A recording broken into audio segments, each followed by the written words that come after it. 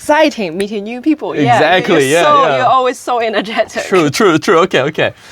This is Wandering Men.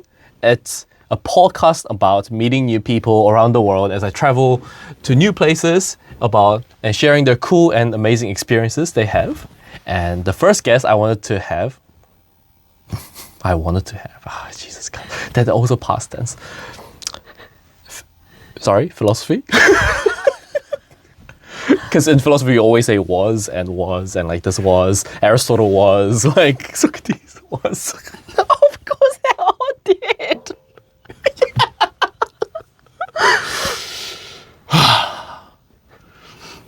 Be present, man. Be present in 2026. Okay. I got this again. Hi, this is Wandering Men, and it's a podcast about meeting new people that I met across the world and sharing about their cool and amazing perspectives in their lives. And the first guest I have here today with me is Kexin Li, my dear friend. Yay, I'm here. I wanted to invite you this entire time because I think the topic that we're going to talk about today very resonates with you a lot. And we talked about this a lot when we used to be flatmates, which is how to be happy and how do we stay alive in our own lives. And man, you inspired me a lot on this topic. I just want to say how much I appreciate you. And then I think this is going to unfold as we go into the podcast. And the only reason I think I'm in the job where I am in is because you inspired me and made me feel more alive in my day-to-day life. So that's a really, really good aspect. Yeah, because that's crazy, because you also inspire me in the actions that you do and the lives that you live. And I always look at you being like, I need to live great life. And I always get new ideas from talking to you. So I think that's actually great. So we'll get to this. So the background of this topic is that I always thought that, and especially New Zealand, but I think a lot of places in the world, now we don't need to strive for survival anymore. We have now a comfortable home, great food, and our life is pretty stable and safe. We're not really struggling anymore.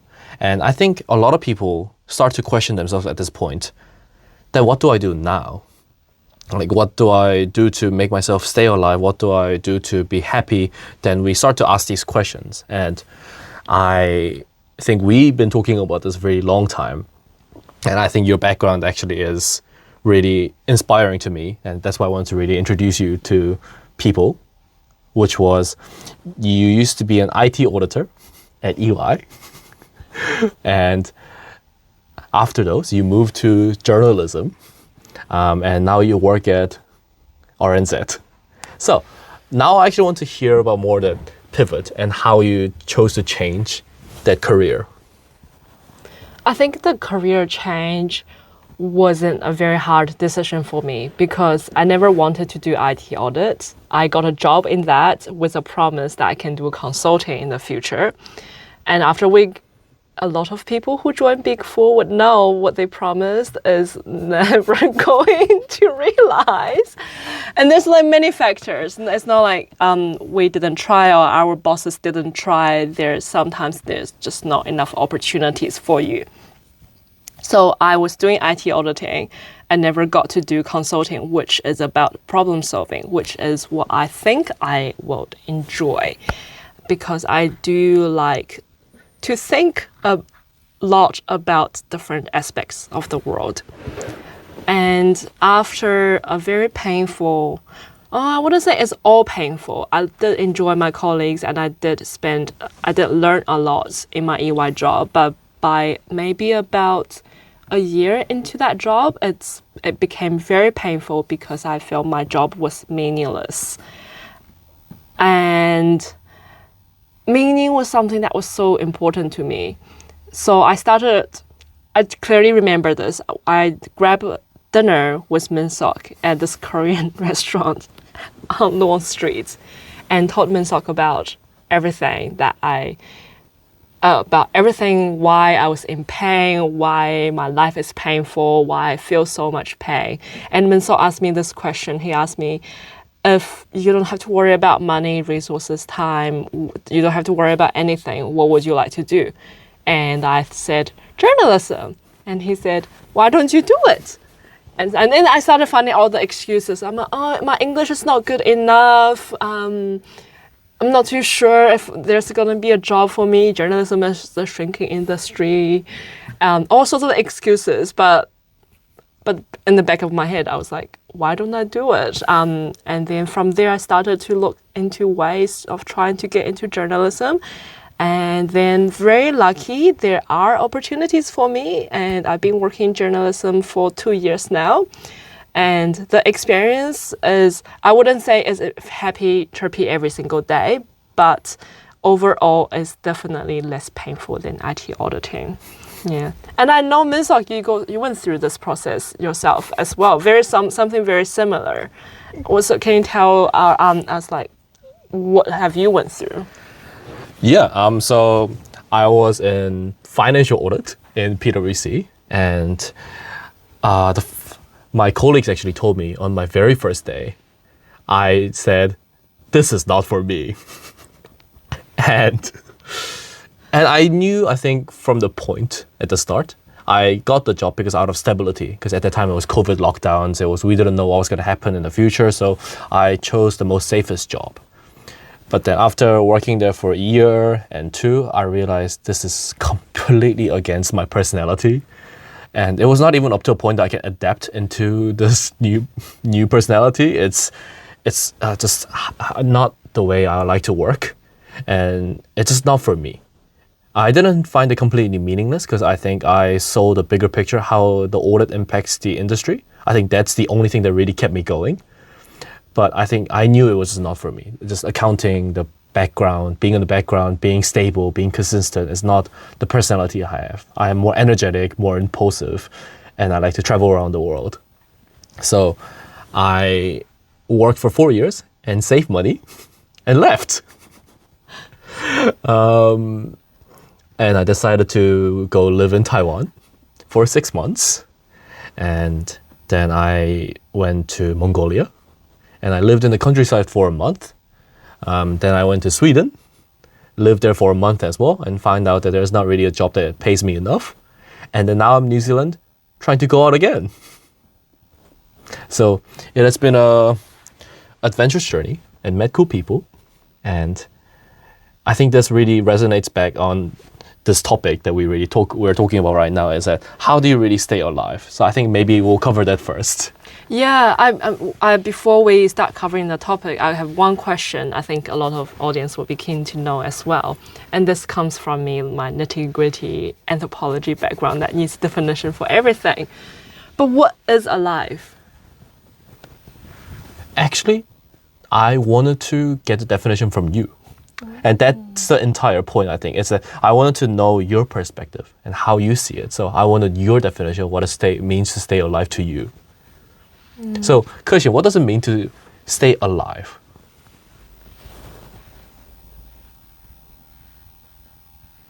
I think when we talk about stay alive, we talk a lot about you feel energy. You feel like there's something that you can look forward to.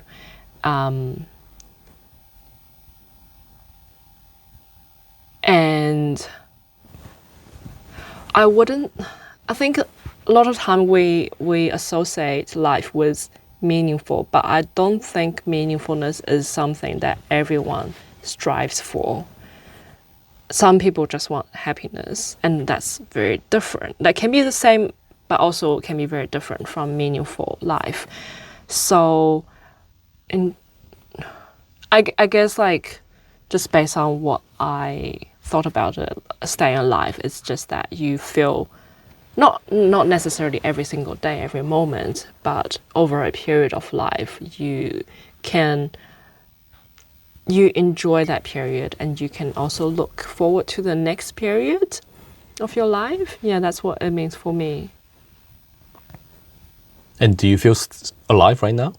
I do feel alive. Okay. Definitely not every single day, But when I do my monthly reflections and when I read about them, when I think about the next few years ahead, I do feel there's something to live for. Okay, Yeah. that's great. And okay, so let's start from what aspect of your life right now that makes you feel alive, not every day, but overall.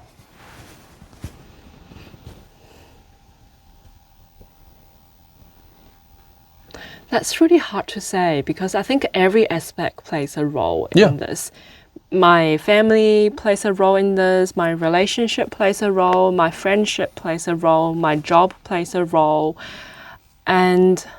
But the balance can sometimes differ. Sometimes you look for more liveliness in one aspect of your life and less than another. I think that's what many people can experience, right?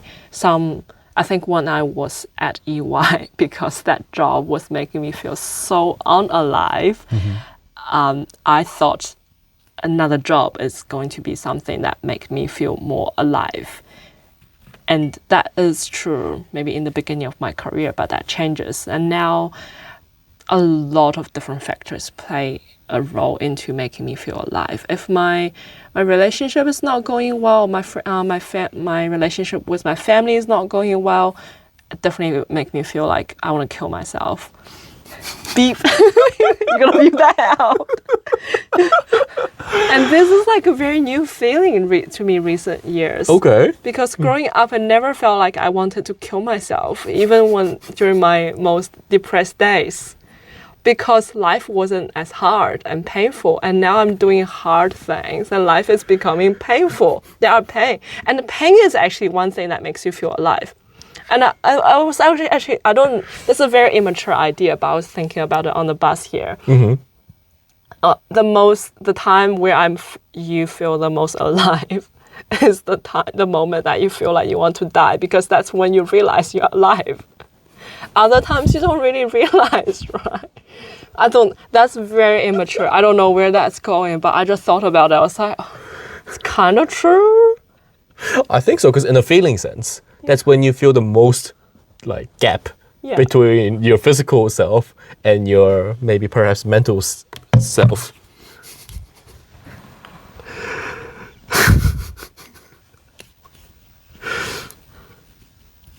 Nice. Yeah. No.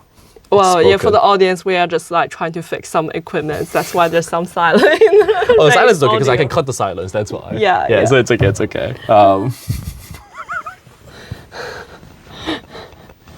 Right. But like, Okay, you also talk a lot about pain. Yeah. Even before I started talking about pain, and remember every day, like, one of your catchphrases, like you love to throw around, it's like, this is so much pain, this is so painful. Because I think, for me, staying alive, I think actually a similar definition as yours. It's the sense of feeling alive. It's looking forward to the future. It's looking forward to your life, and you generally have a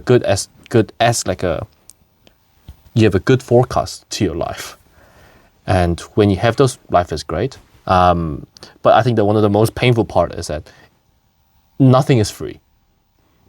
Even when we want to achieve something, it means because we don't have it right now, we need to go out and get it. And that process itself is always going to be painful. Whether that is going to be the love relationship or whether that is going to be the job, it always like takes a toll on us, whether that's money, whether that's time, whether that's our emotions, as we cry a lot about many things, right, Kexin? Yeah, cry a lot about many things. So what aspects of your life that makes you feel most alive? Because I think that's two things to me. Well, my one is doing something that I love. And I think we cannot always forget about the economics of like we trying to survive, we need to make money. That's just how the world is. And I want to find something that I do that I can also make money on and that I can be passionate about every day.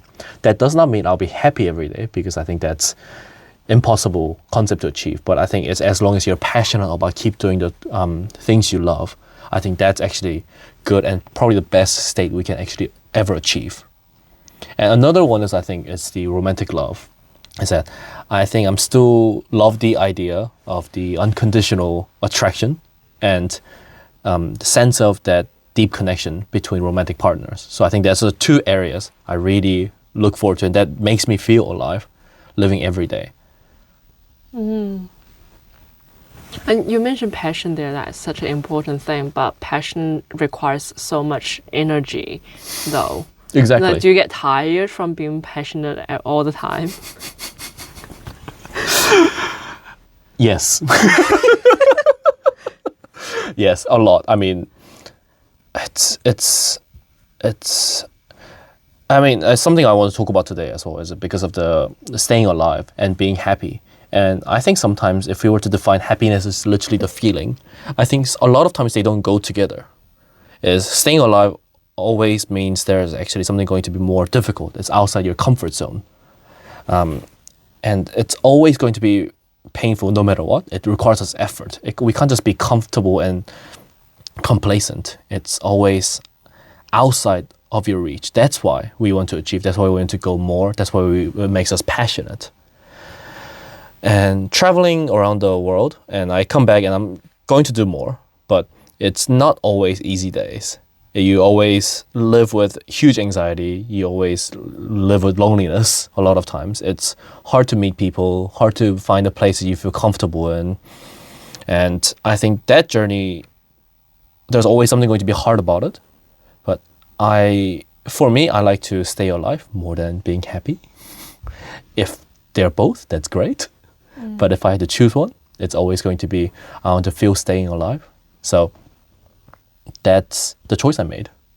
And do you feel like the feeling of staying alive, does that change over your lifespan, over different stages or phases of your life? Or do you think for everyone it stays the same in terms of what makes them feel alive?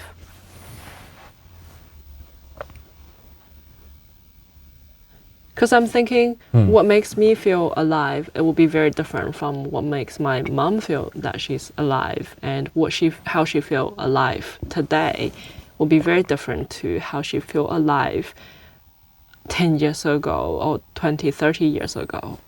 I'm thinking that could change for a person. Like now she's, for her, complacent, comfortable, living comfortable, not having much challenges in her life at her retirement age is what makes her feel happy. But I don't know if that's the same as feeling alive. Whereas maybe 20, 30 years ago, she bought like a new dress for herself using her salary, and that's what makes her feel alive.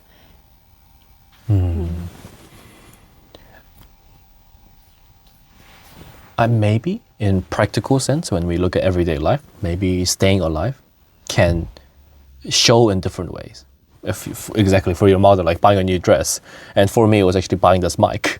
It felt alive. But I think there's more underground level that is below this, which is about your lifestyle that you pursue. So to me, I was excited about this mic because I can record myself talking to amazing people and really share it with everyone. And to me, that was something I'm really passionate and something that makes me feel alive. And I don't know what your mother, what that dress meant to her, but I think what that underlying core is different for everyone. But I think it doesn't necessarily change that much in our lifetime. We express in different ways. We express in 1,000 different ways. But what really gets us going, the lifestyle that we pursue, the life we want to live, I think that stays always constant. But we only discover more as we live every day.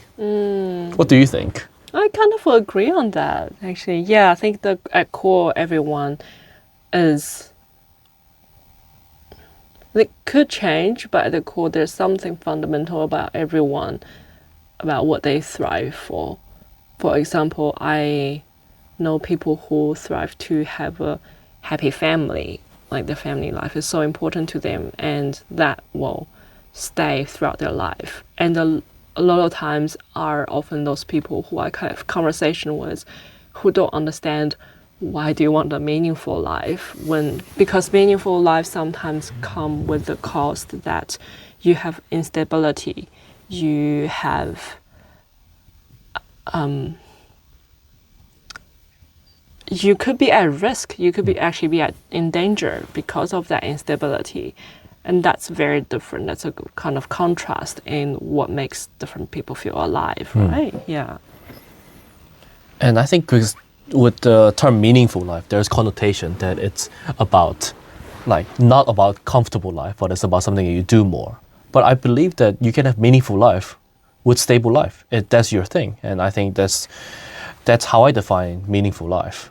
And I think something that I really think a lot these days is that a lot of people get confused between the positive motivation and negative motivation.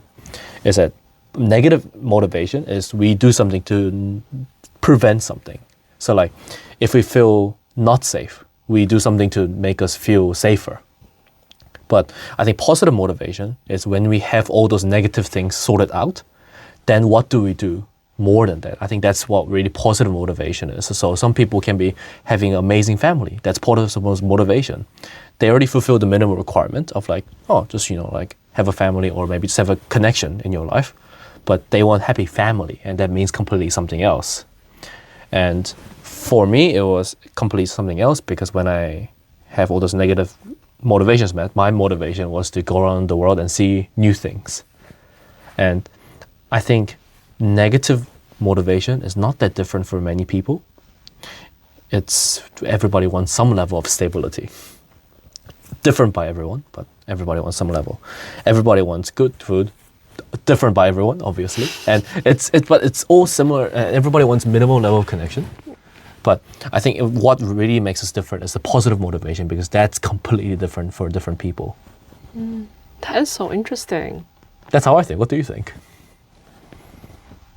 I keep like going back to my mother as an example because I feel like she's the person who I know the most, who I have seen her throughout different stages of life.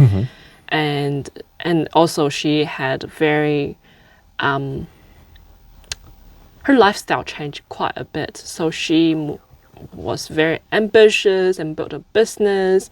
And now she's happily living on a farm, looking after her veggies and her cows.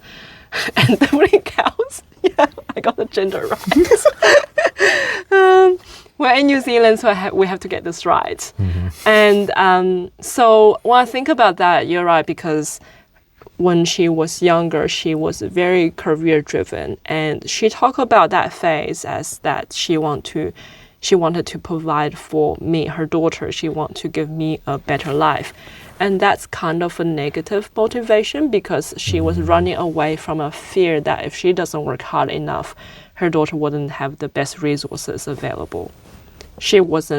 That's not her dream of working till 2 a.m. in the night for business. And now she is stable. She don't have those survival fears anymore. And now her positive motivation kicked in, and you really get to see what she wanted. What she wanted is just a very happy, relaxed life on a farm, close to nature, only minding her own business, and don't want to see a lot of guests or get into a lot of social dramas. So I think that is quite interesting. You're right. I didn't really thought about that theory before, but that's super cool. I think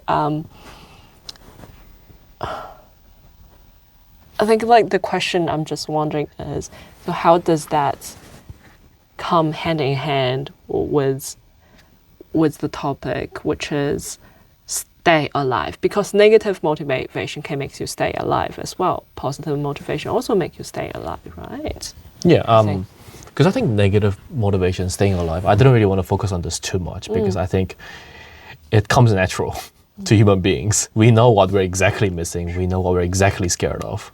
But I think a lot of people struggle, especially societies like New Zealand, is that we struggle. What is our positive motivation and how do we actually get it? I think that's what we struggle the most. And how did you figure yours out? Because I know how I figured mine out. Oh, okay, so actually, how did you figure your own out? Well, since you asked me that question, if you have all the resources you need, you don't have to worry about anything, what would you do? I've been asking that question to people who feel they're a little bit unsure what they want in life. And I think that the answer to that question is pretty telling to figure out your positive motivation. Yeah, what do you think? Yeah, I think that is actually one of the core questions I've been asking since when I was young, is that, as Kexin mentioned earlier, I ask to myself every day, what would I do if I suddenly won a $50 million from a lottery? I don't need to worry about housing. I don't need to worry about house prices. I don't need to worry about going to work, which car to have. I don't need to worry about whether I can afford Countdown or New World this month. Or you're going to Faro. Faro, yeah, exactly. Oh, fancy. Yeah, and then when you got everything sorted, what would you do? And I think that's the question, is that what would you do in the emptiness? And I think a lot of people are still scared of the question, and they go back to focusing on the negative motivation. It's like they're like, oh, it's still scary. It's still, we need to do more. We need to make it more safer. But I think the happiness, perhaps, that maybe one way to get happiness, not just like a short term, but actually long term, is in our positive motivation, doing what it's aligned to our heart and our soul. And I think the best way to find it is actually just trying. Because I see that like core yourself as more like it's embedded lifestyle that you want. And throughout different times in history in our life and different countries, it shows different ways. Like, for example, let's say I like adventure. I like to see new things in the world. Right now, it might mean that I go on a plane and go to working holiday. But 100 years ago, it maybe is going to World War I and fighting a battle. That's what they actually described as a lot of their motivation to join the army and go all the way to Europe. So I think it shows different ways. So only way for us to really find what we want is only trying. Try new things, try something that you haven't tried. And that way we quickly know what we don't want as well. But we find out through those experiences, some things just clicked inside that experience. Like, for example, making pottery for me. I don't like everything about pottery. I'm not really an artistic person. But I get enthusiastic about creating something and making something of my own. And I am only interested in making cups. And I realize it's because I love coffee. So you wanted to make something that you can use. Exactly. And there was coffee. And my heart really craves for coffee. Right. And that's the lifestyle that I pursue. I find out through pottery. That's so interesting. And I think that you don't just get like a one-to-one when you do one thing. You find out 10 things when you do one thing.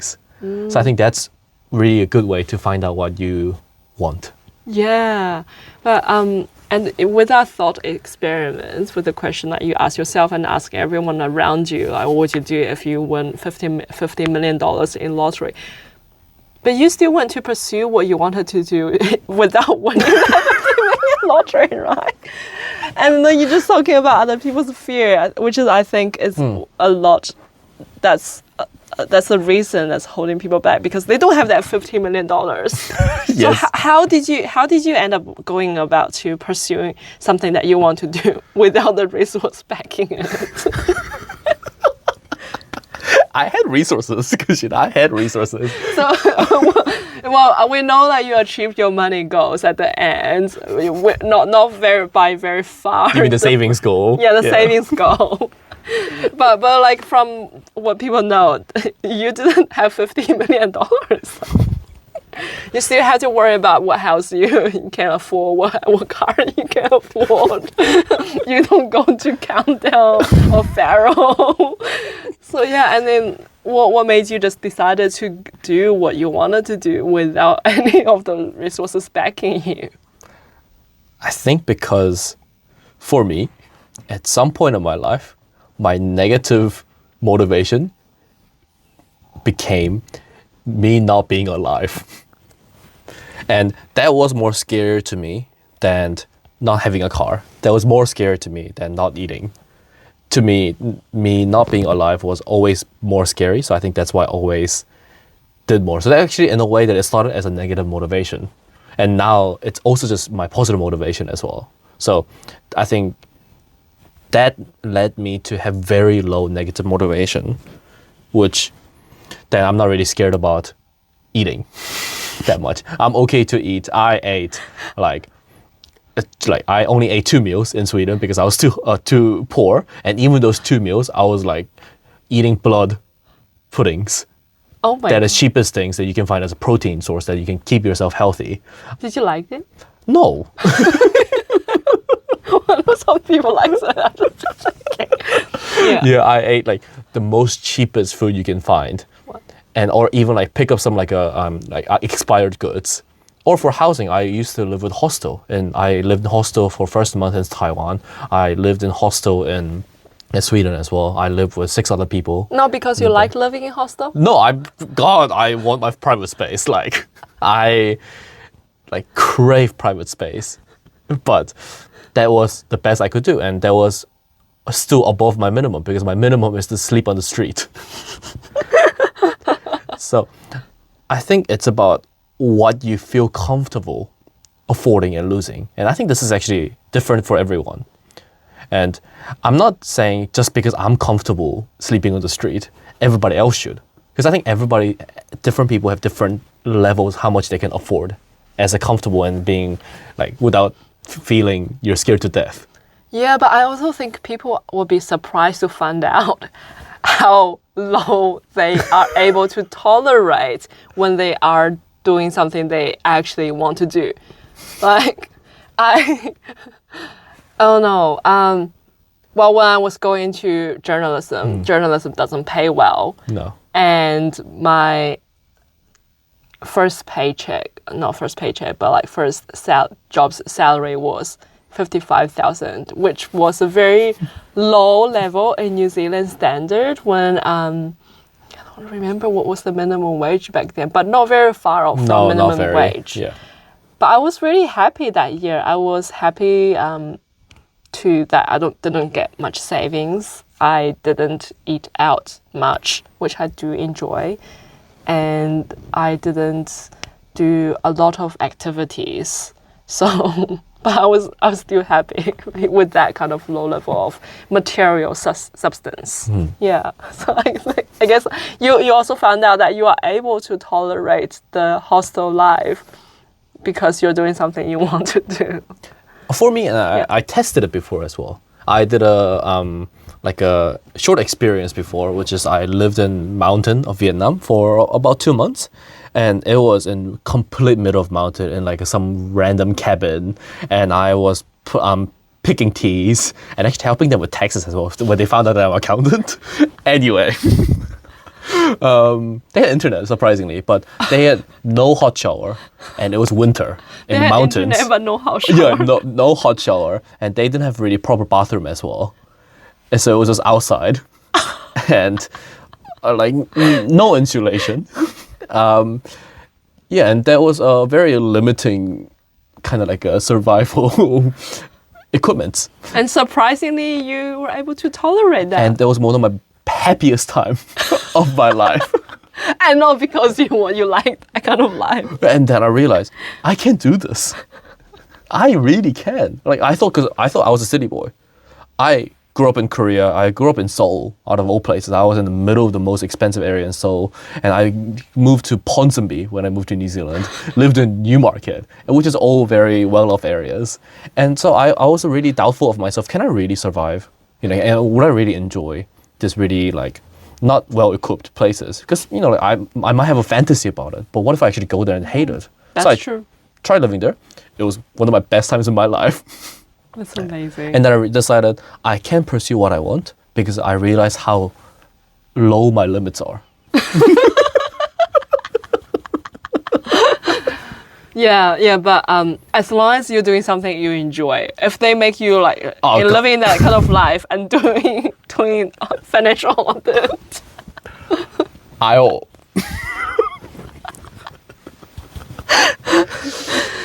Yeah. I think we need to counter the negative motivation with some positive motivations in our life.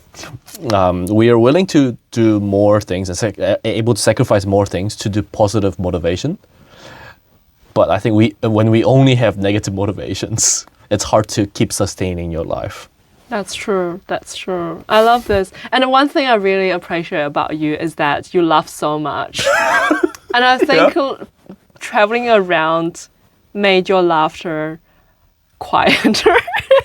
What? Quieter. Yeah, because when I was living with you in the flat, and I do remember just like coming home, walking down the driveway, and I can hear your laughter from all the way outside.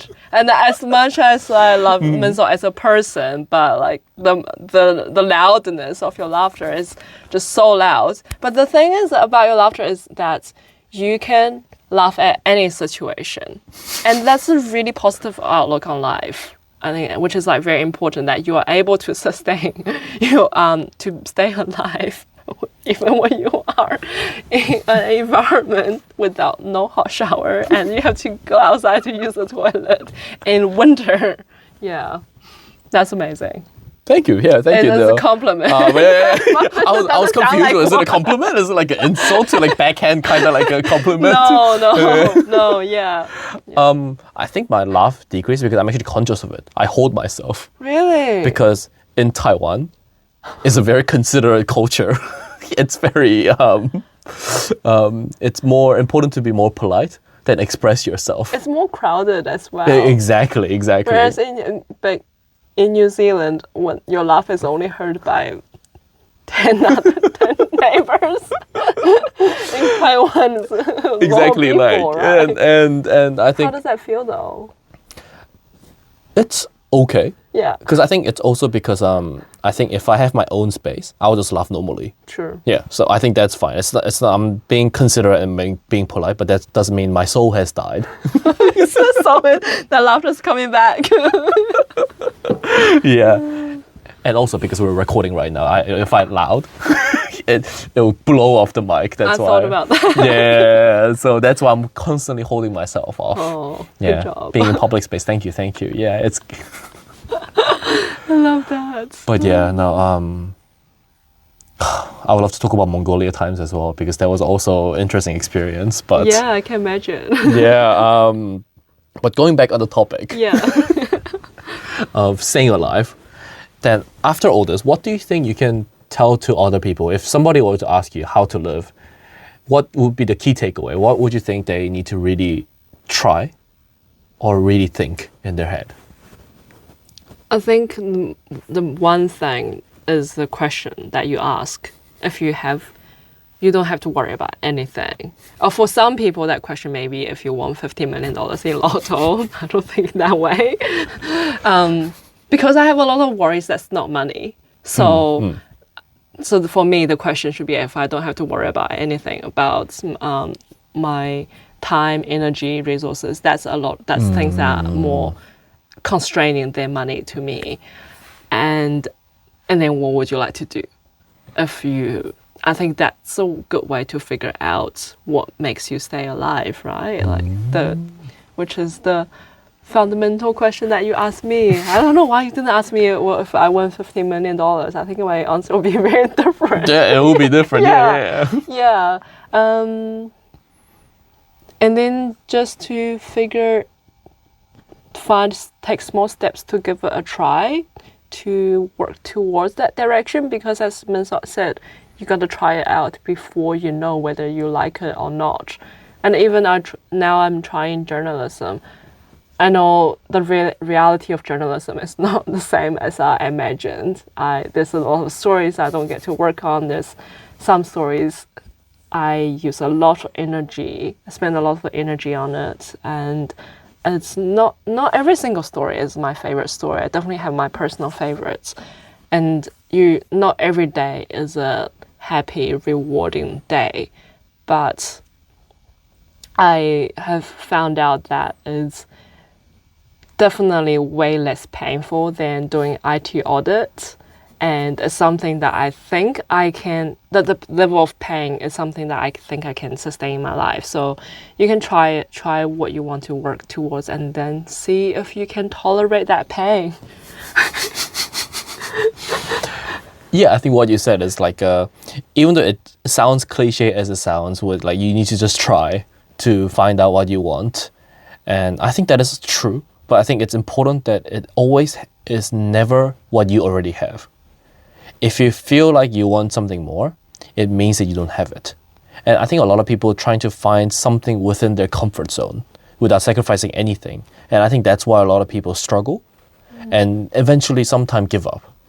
But I think it's always important to know that if you feel you want something, it's always outside you, outside what you normally can achieve, and you need to try more than your comfortable self to get it. I think that's the most important thing I think I want to highlight to everyone, especially what you did, going into journalism, and now you moved to Hamilton for the job, and now you're back to Auckland. I can imagine it was not just the easy decision you just made, but I respect all the places you've been, Kexin.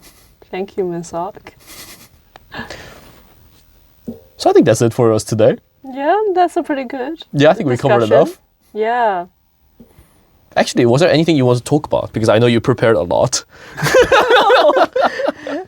Everything we talk about is actually not what I prepared. I was thinking on a whole different tangent. Yeah. But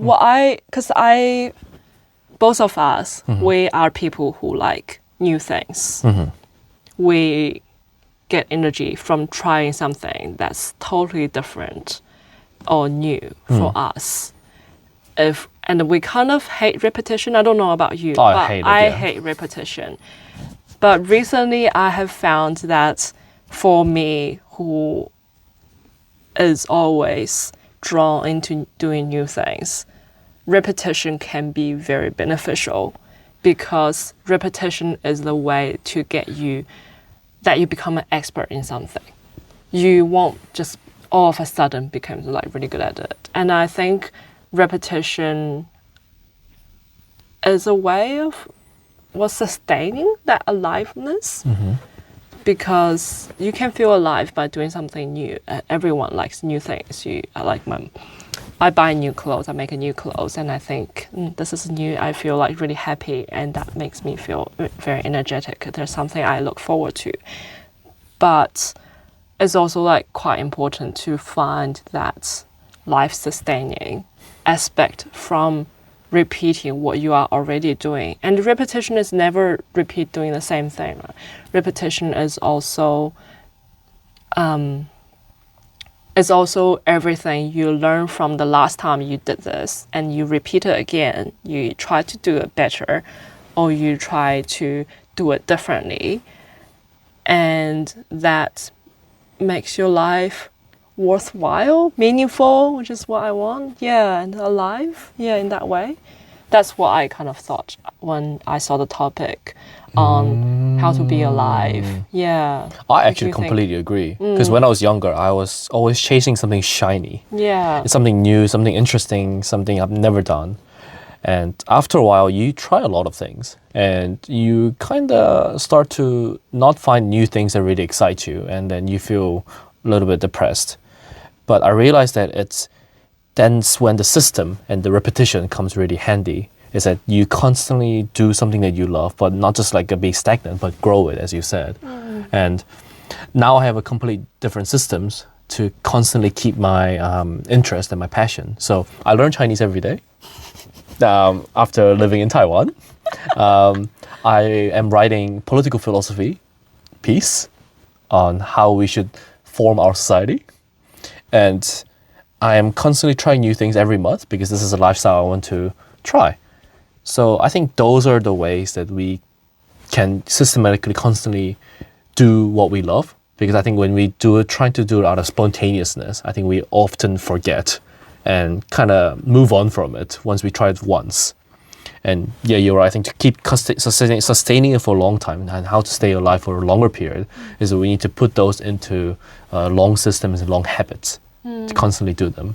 So I think it's very important. So you're repeating every day, you repeatedly learning Chinese, you repeating writing philosophy, and you get better and better from doing. And with this podcast, even you'll be talking to different people, you'll be repeating the editing skills that you'll be doing. And yeah, and I think how this concept came to my life is that I was listening to a podcast actually about philosophy. Okay. And the podcast host, she's a philosophy lecturer in the States, and she's also very into classical music. Okay. And doing yoga and all sorts of different things. And she kind of just talks about her life. And for this podcast episode, she was talking about an interview she or someone else did with a violinist who is very famous. And this violinist is famous for one, do you call that script or like a music thing? No idea. Something like one classical music thing that he plays. And so he's very old right now. I'm not sure how old, but he's been known since he was about 4 years old. He's been playing that. And then he was just talking about how he has been playing that thing for like thousands of times. And as a child, that learning any new song was like very new to him, very exciting. And that life hardens over time because he'll be repeatedly playing the same thing that he's known for by maybe his 20s and 30s. And one day he thought about like a river, a very beautiful vision is that he was visualizing a river, because a river you think is the same river you see every day, and this comes from philosophy, but the water is actually different. You never step into the same river, so it's always flowing, always changing.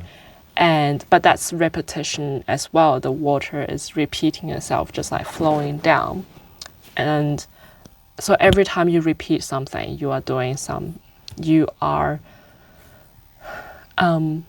I'm not really explaining this the best way, but every time the water as the flows, the flow movement, every time it's flowing down, it's not just repeating itself, but it's realizing the potential of reaching the ocean that it didn't, was a bit one step further the last time it repeated the same movement.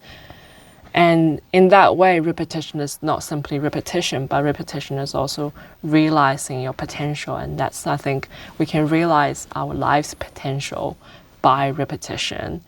Yeah, and I thought that's quite a beautiful visionary. But they were also talking about sunrises.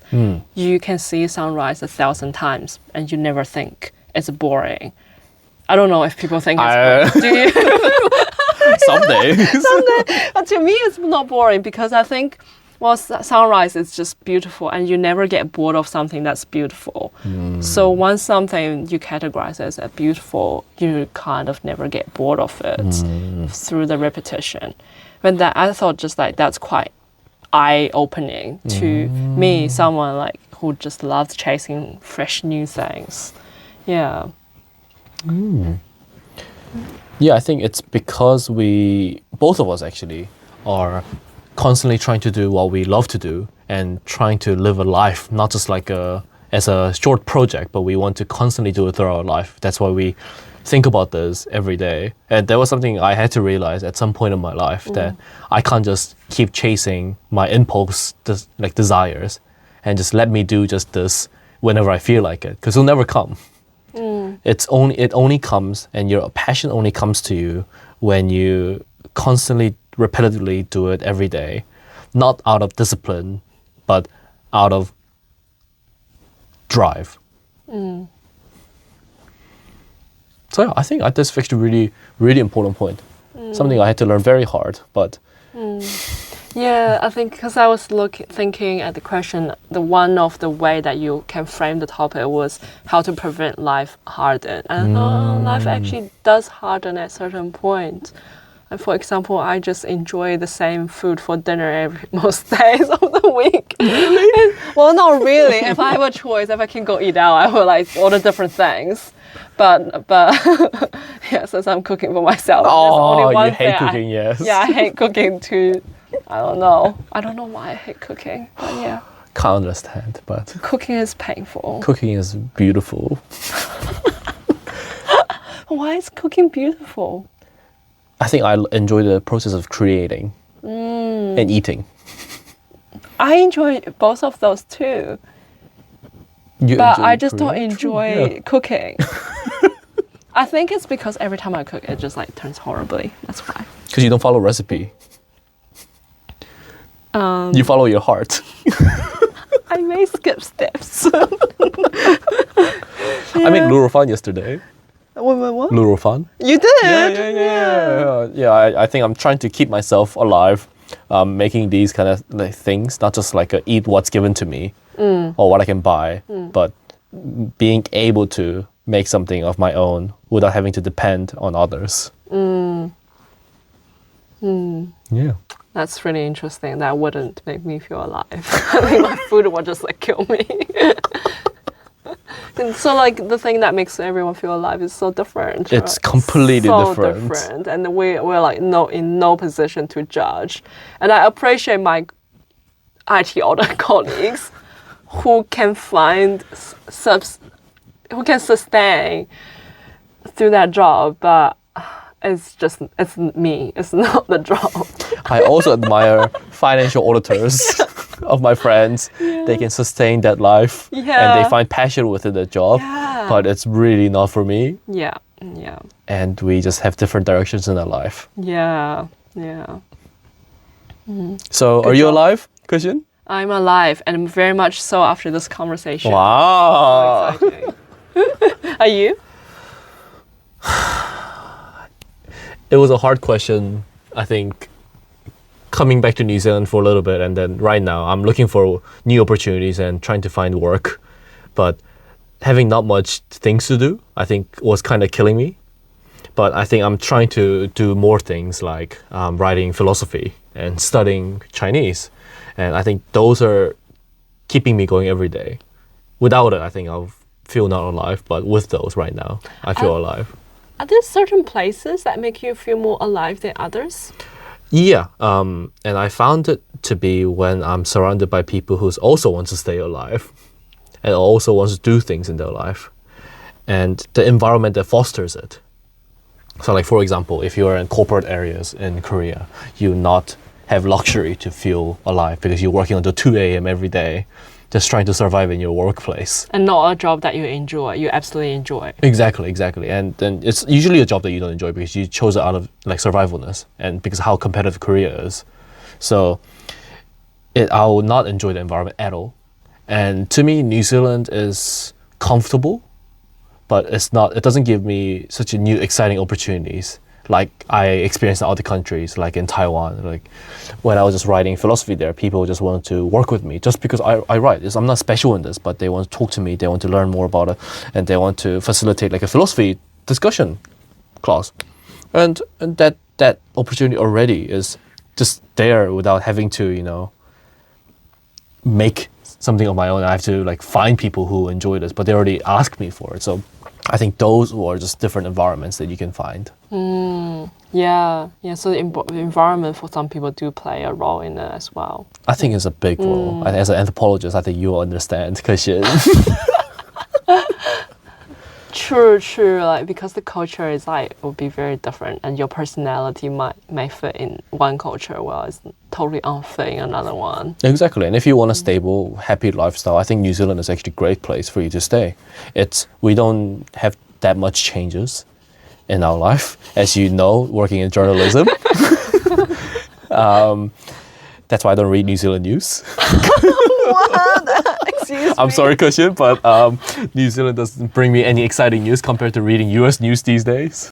So how should we conclude your podcast? Yeah, how should we conclude it? How about you say something concluding words, that what you actually felt from this podcast, what you thought about, and what you think, and what you want to share with other people.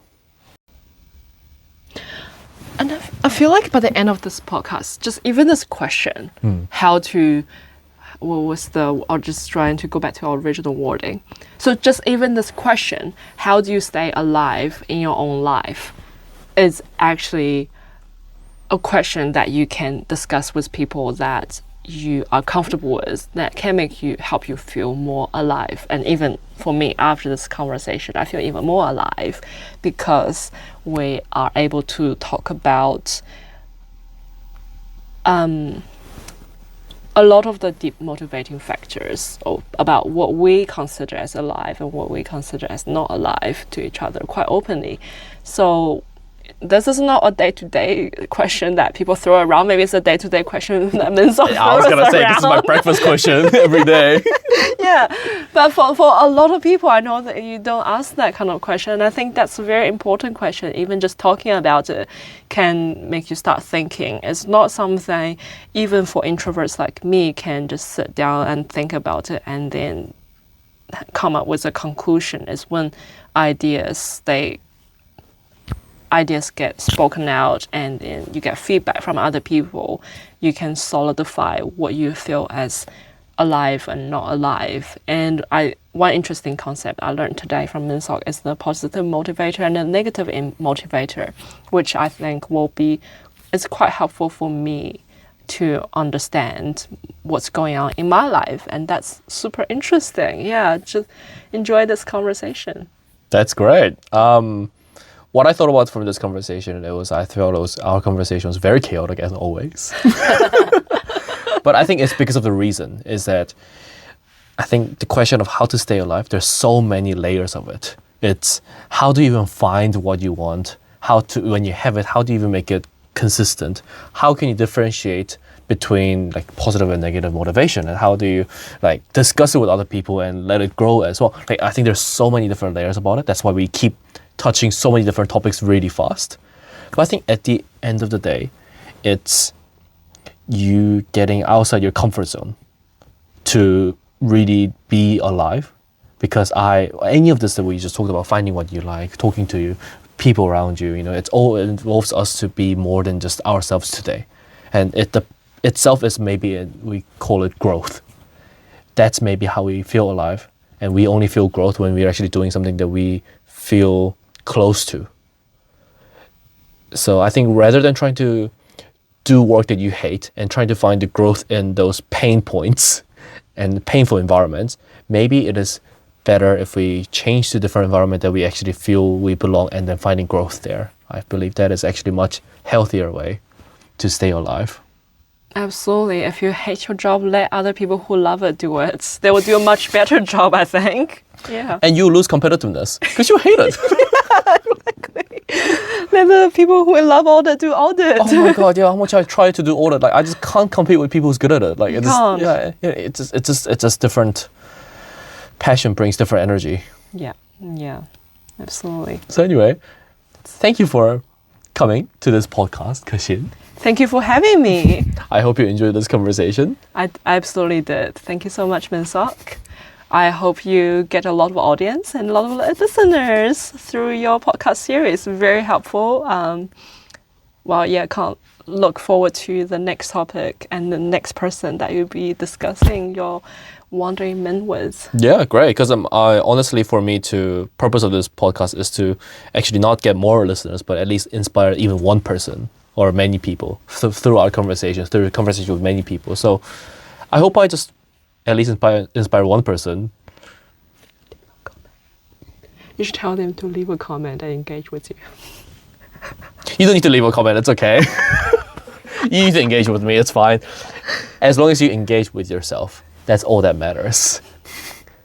I'm a philosopher, Kexin. Anyway, thank you. It's a very different way from finishing a podcast from all the podcasts I listen to. I love it. Oh, that's amazing. That was great.